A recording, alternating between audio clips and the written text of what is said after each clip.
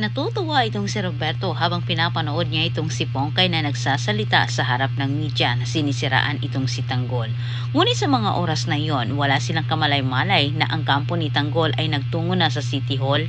Inisip ngayon ng mga gerero, lalo na itong si Rigor, na malakas ang laban nila laban kay Tanggol nang dahil kay Pongkay at masiraan nila ito.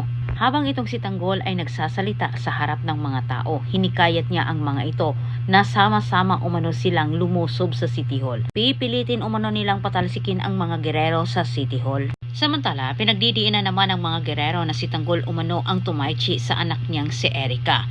Pero hindi naman ito masagot ni Pongkay ng diretsahan. Pagkatilang tinatansya ni Garcia ang pagdating ni Tanggol. Tuwa itong si Roberto at Miguelito sa kanilang paninira kay Tanggol. Ngunit sa kasamang palad, wala namang nanonood sa kanila.